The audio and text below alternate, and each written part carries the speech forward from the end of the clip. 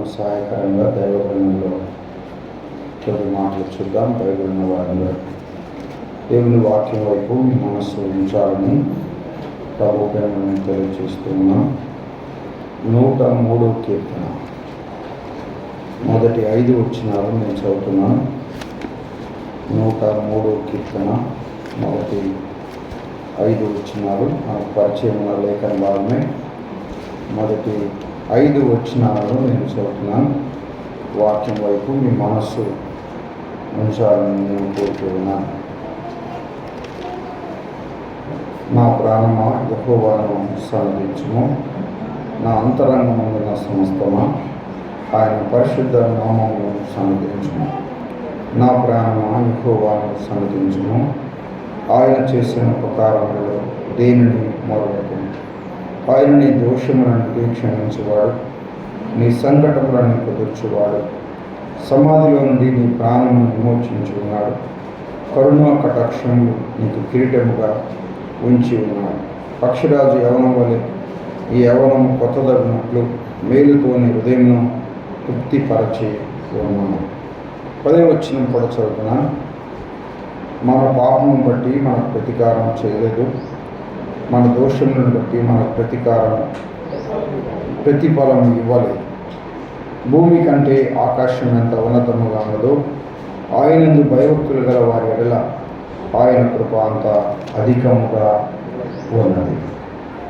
పడమటికి తూర్పుకు ఎంత దూరమో ఆయన మన అతిక్రమంలో మనకు అంత దూరపరచి ఉన్నాడు.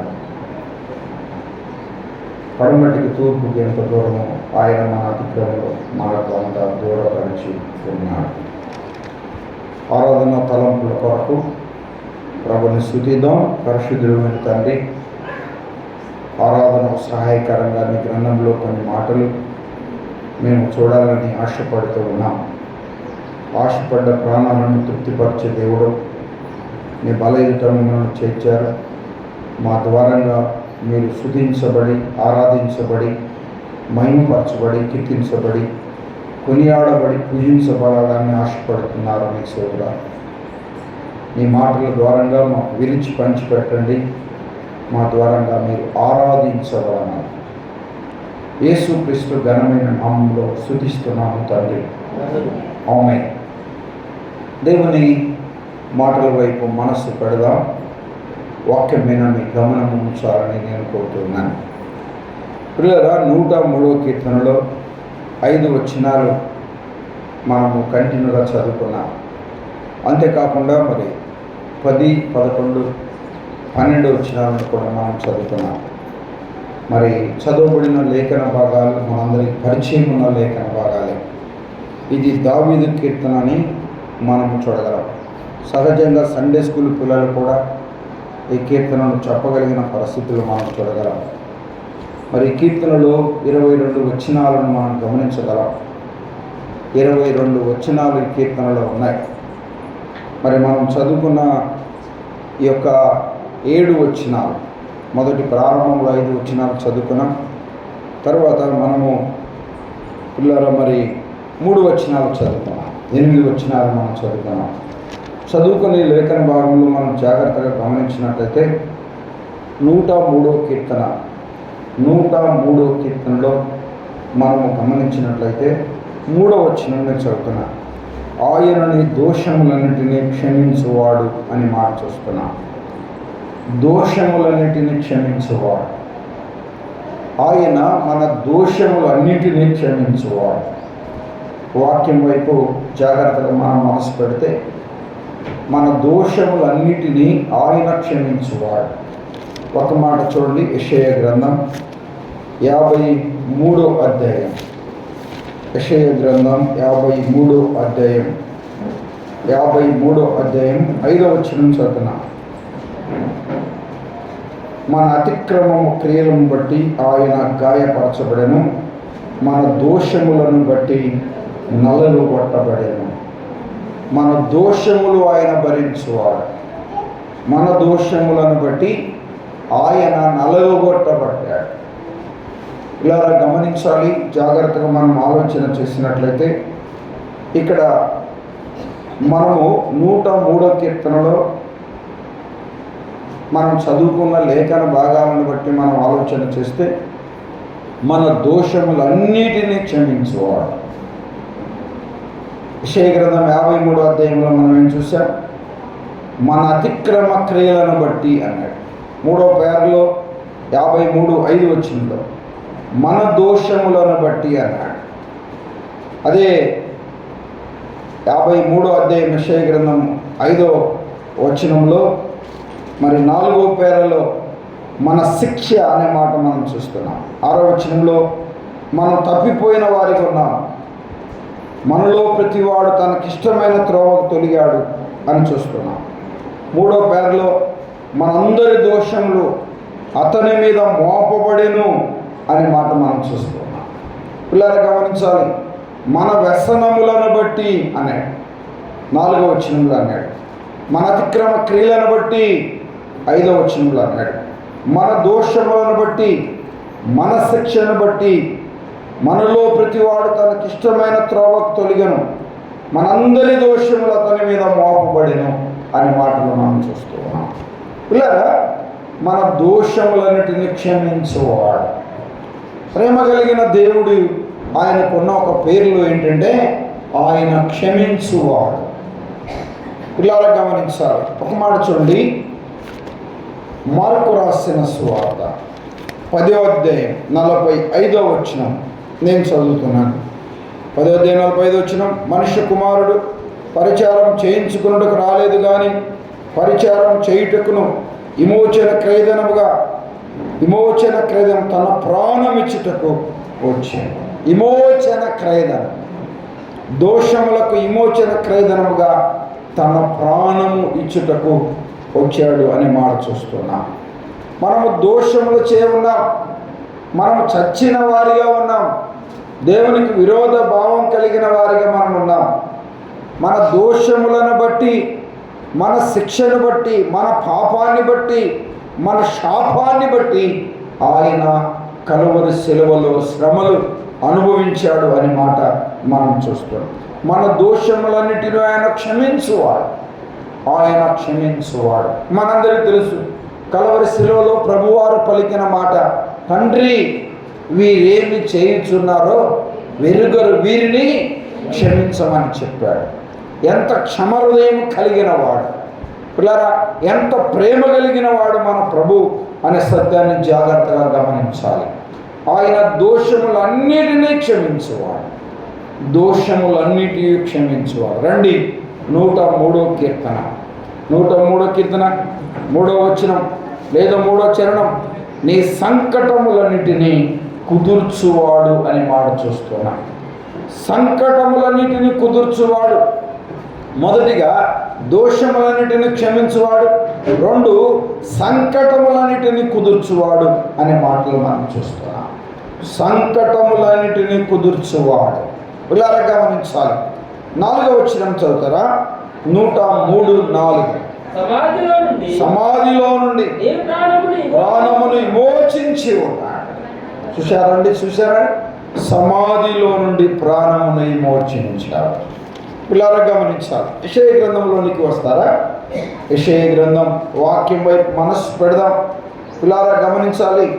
యెషయా గ్రంథాన్ని మనం గమనించినట్లయితే 38 యెషయా గ్రంథం 38వ అధ్యాయం పిల్లలు గమనించాలి. చూడండి, 38వ అధ్యాయం 17వ వచనం, మిక్కటమైన ఆయాసము నెమ్మది కలుగుటకు కారణమైన నీ ప్రేమ చేత నా ప్రాణమును నాశనకరమైన గోతిలో నుండి విడిపించితివి.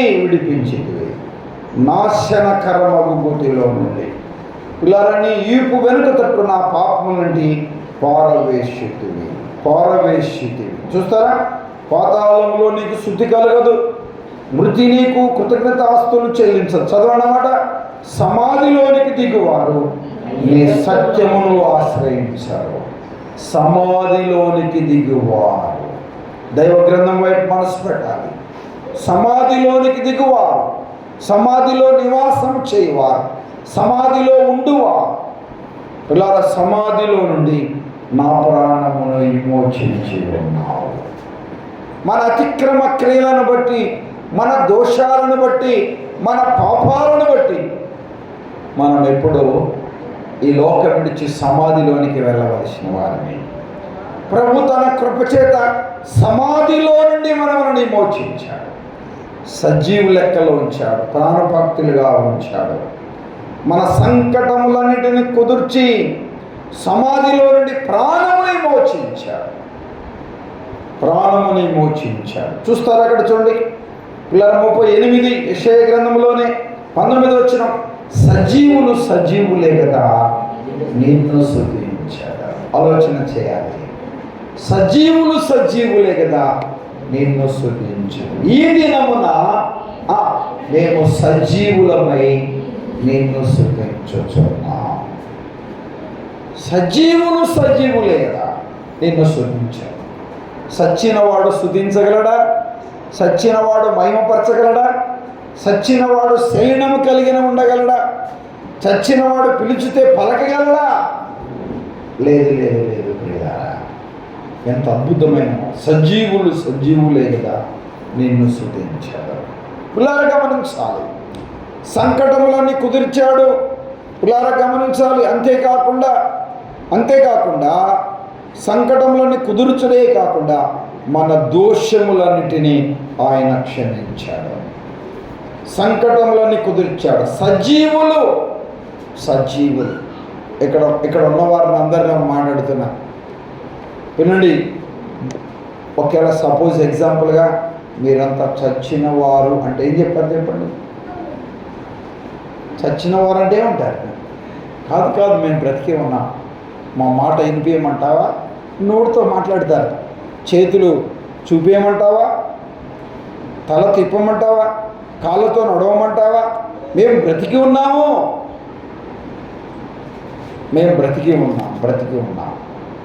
వినండి పిల్లారు, ప్రకటన గ్రంథంలోనికి వస్తారన్నమాట. ప్రకటన గ్రంథం వాక్యం వైపు మనసు పెట్టండి. ఆరాధనలో ఉన్నాం, ఆ సంగతి ఎవరు మర్చిపోవద్దు. 3వ అధ్యాయం 1వ వచనం చదువుతున్నాను. 3వ అధ్యాయం నేను చదువుతున్నాను, పిల్లారా గమనించాలి. 4వ పేర చదువుతున్నాను. నీ క్రియలు నేను ఎరుగుదును, ఏమనగా జీవించుచున్నావని పేరు మాత్రం ఉన్నది కానీ నీవు మృతుడవే. చచ్చినవారు సమాధిలో నుండి మోచించావు, సంకటములన్నీ కుదిర్చావు, దోషములన్నిటిని విడిపించావు. ఇలా అంటున్నాడు సార్చీస్ అనే సంఘంలో, నువ్వు చచ్చిన స్థితిలో ఉన్నావు, జీవిస్తున్నావు అనే పేరు ఉంది. పరిశుద్ధత లేనివారు, పవిత్రత లేనివారు, యథార్థత లేనివారు, యోగ్యత లేనివారు, స్వపరీక్ష లేనివారు చచ్చిన వారితో సమానం. సజీవులే కదా చెప్పండి నిన్ను స్తుతించెదరు. సజీవులేగా నిన్ను స్తుతించారు. గానము ఎత్తగలిగింది ఎవరు? పాడగలిగిన వారెవరు? సజీవులే కదా. చచ్చిన వారు పాడుతారా? పలుకుతారా? మాట్లాడతారా? చూస్తారా? కాదు ప్రియుల, దైవ గ్రంథం ఎంత చక్కగా చెప్తారండి.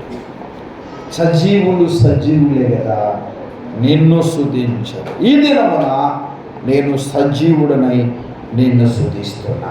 ఇలా అంటున్నాడు, ఓ సంగమా, ఎస్టేట్లో ఉన్న సంగమా, ప్రభుని ఆరాధించడానికి చేరి వచ్చిన సంగమా, నీవు మృతుడవై ఉన్నావా, సజీవుడవై ఉన్నావా? సమాధిలో ఉన్న వారిని ప్రాణమును విమోచించి ఉన్నారు. మనము సజీవులుగా ఆయనను ఆరాధించాలి, సజీవులుగా ఆయనను స్తుతించాలి. మన ప్రభు మృతుడు కాదు, ఆయన సజీవుడు. ఒక మాట చూడదానికి పోదాం. లూకా రాసిన సువార్తలోనికి వస్తారా? లూకా రాసిన సువార్త. ఆరాధనలో ఉన్నాం, వాక్యం వైపు మీ మనస్సు ఉంచాలని నేను కోరుతూ ఉన్నాను. ఇలా గమనించాలి. లూకా రాసిన సువార్త 24వ అధ్యాయం 3వ వచనం, లేదు 5వ వచనం. 5వ వచనం, వారు భయపడి ముఖమును నేల మోపి ఉండగా మీరు చదవండి, సజీవుడైన వారిని మృతులలో బ్రతుకుచున్నాడు. ఆయన ఇక్కడ లేడు, లేచి ఉన్నాడు. సజీవుడైన వారిని మృతుల్లో ఎందుకు వెతకొచ్చున్నాడు? ఆయన లేచి ఉన్నాడు. ఆయనకున్న పేరులో ఒక పేరు ఆయన సజీవుడు, ఆయన జీవము గలవాడు. ఆత్మ సంబంధమైన జీవమును గురించిన సంగతులు మనం చూడగలం. నీ ఆరాధన, నీ స్తుతి, నీ కృతజ్ఞత అర్పణలు, నీ హృదయార్పణ సజీవంతో చేయాలి అని ప్రభు కోరుకుంటున్నాడు. చచ్చిన వారిగా ఉండి ప్రభు కృతజ్ఞతాస్తుతులు చెల్లించకూడదు. ప్రభుని స్తుతించుట, ఆరాధించుట, మహిమపరచుట, కీర్తించుట, ఘనపరచుట వాడుకతో చేసేది కాదు, అలవాటుతో చేసేది కాదు, ఆచారంగా చేసేది కాదు. నేను ప్రభుని నమ్ముకున్న మందిరానికి వెళ్ళాలి, బాప్తిస్తం తీసుకున్న బలలో చేయి వేయాలి, కాదు కాదు కాదు. సజీవంగా ఉండి ప్రభు బలను సమీపించాలి. సజీవులే కదా, చెప్పండి, నిన్ను స్తుతించెదరు. సమాధిలో ఉన్న వారిని, సమాధికి వెళ్ళవలసిన వారిని, మునుపు చచ్చిన వారిని ఎఫెసీ 2:1 ప్రకారం ఆయన క్రీస్తుతో కూడా బ్రతికించాడు. మనల్ని ప్రభువారి శ్రమల వలన, హింసల వలన, గాయాలు, అవమానం, మరణం, ఆయన పునరుద్ధానం వలన, ప్రభువారు చనిపోయి తిరుగులేయట వలన మనలను కూడా ఆయన తిరిగి వేశాడు. సజీవులే కదా, నిన్ను స్తుతించెదరు.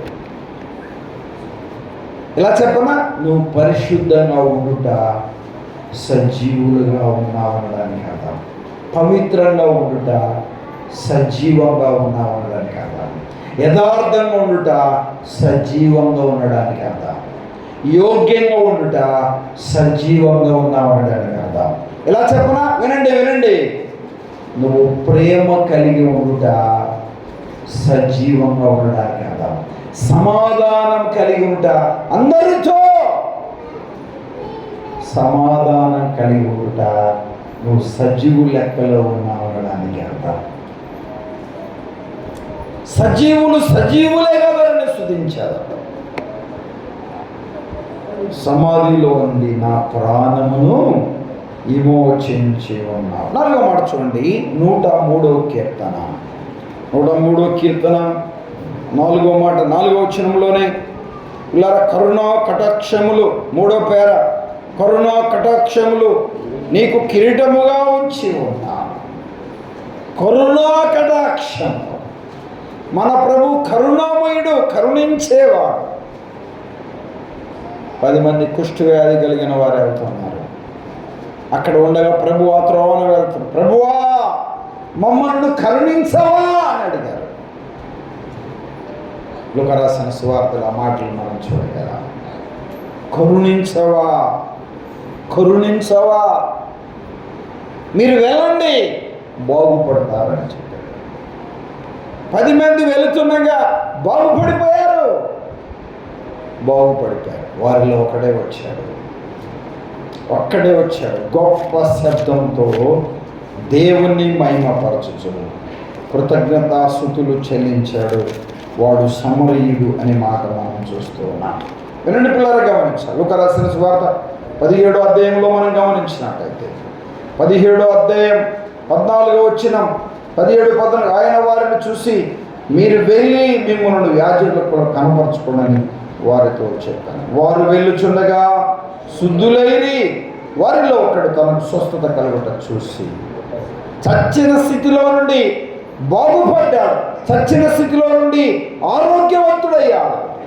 వ్యాధి నిర్మూలమైపోయింది. వినండి 16వ వచనం, గొప్ప శబ్దంతో దేవుణ్ణి మహిమపరచుచు తిరిగి వచ్చి ఆయనకు కృతజ్ఞతాస్తుతులు చెల్లించాడు. థ్యాంక్స్ గివింగ్, ప్రభువుకు కృతజ్ఞత కలిగిన వాడిగా ప్రభు పాడాలి. నిన్ను స్తుతించకుండా, నిన్ను మహిమపరచకుండా, నిన్ను కీర్తించకుండా నేను ఉండలే. 9 మందిని అడిగారు, రండి పోదాం. ఊరి బయట ఉన్నాం, ఎవరు దగ్గరికి రానిలే, మన దగ్గరికి ఎవరు రాలే, అవమానపరచబడిన స్థితిలో ఉన్నాం. 10 మంది ఆ స్థితిలో మాట్లాడుకుంటున్నాగా. 9 మంది ఇలా చెప్పుండొచ్చు బహుశా. ఇప్పుడు వరకు భార్యకు, పిల్లలకు, తల్లికి, తండ్రికి, కుటుంబానికి, సమాజానికి, లోకానికి, అపవిత్రతకు, దుర్మార్గతకు దూరంగా ఉన్నాం. బాగుపడ్డ తర్వాత అయినా వెళ్ళి అనుభవించాలి. నువ్వు వెళ్తే వెళ్ళు, మేము రామన్నాడు చెప్పారేం బహుశా. వారిలో ఒకడు తనకు స్వస్థత కలుగుట చూసి, వారిలో ఒకడు తనకు స్వస్థత కలుగుట చూసి గొప్ప శబ్దముతో మహిమపరచుచు, నా ప్రాణమా యెహోవాను సన్నతించుము, నా అంతరంగమందున్న సమస్తమా ఆయన పరిశుద్ధ నామమును సన్నతించుము. బహుశా ఇలా అనుకుంటాను, నా దోషములన్నిటిని నువ్వు క్షమించావయ్యా, నా సంకటములను కుదుర్చావు, సమాధిలో నుండి నా ప్రాణమును విమోచించావు, కరుణ కటాక్షములు నాకు కిరీటముగా ఉంచావు, కరుణా కటాక్షములు కిరీటముగా ఉంచావు. దేవుని మాటల వైపు మనసు పెడతాను. ప్రేమ కలిగిన దేవుడు ఎంత అమూల్యమైన మాటలను మనకు తెలియజేస్తూ ఉన్నాడు. కరుణా కటాక్షములు కిరీటముగా ఉంచావు. ప్రభు కరుణ కటాక్షం, దేవుని కరుణ, దేవుని కటాక్షం కిరీటముగా ఉంది. వినండి 103వ కీర్తన 5వ వచనాన్ని చూస్తారా? 5వ మాట 5వ వచనం వినండి పిల్లారా. పక్షిరాజు యవనం లేని యవనం కొత్తదగినట్లు చదవండి ఆ మాట. మేలుతో నీ హృదయమును తృప్తిపరచు. ఆరాధనలో తృప్తి, మేలుతో తృప్తి, మేలుతో తృప్తిపరచి ఉన్నావు. మేలుతో నా హృదయం తృప్తి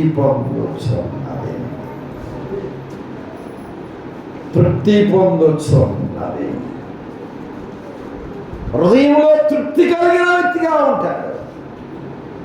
ప్రభుని ఆరాధించే వ్యక్తి,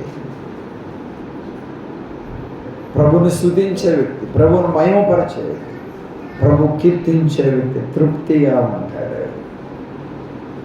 ఆలోచన చేయాలి. మన దోషములన్నిటిని ఆయన క్షమించాడు, మన సంకటములను ఆయన కుదిర్చాడు. ఇలా చెప్పనా, మన దోషములని క్షమించిన విధానాన్ని బట్టి మనం ప్రభుని స్తుతించాలి, మన సంకటములని కుదిర్చిన విధానాన్ని బట్టి ఆయనను మనం స్తుతించాలి, సమాధిలో నుండి ఆయన మనల్ని విడిపించిన విధానాన్ని బట్టి ఆయనను మనం స్తుతించాలి. కరుణా కటాక్షములు కిరీటముగా ప్రభు మనకు అనుగ్రహించాడు కనుక ఆయనను మనం స్తుతించాలి. మేలుతో మన హృదయంను తృప్తిపరిచాడు కనుక ఆయనను మనం కీర్తించాలి, ఆరాధించాలి, స్తుతించాలి.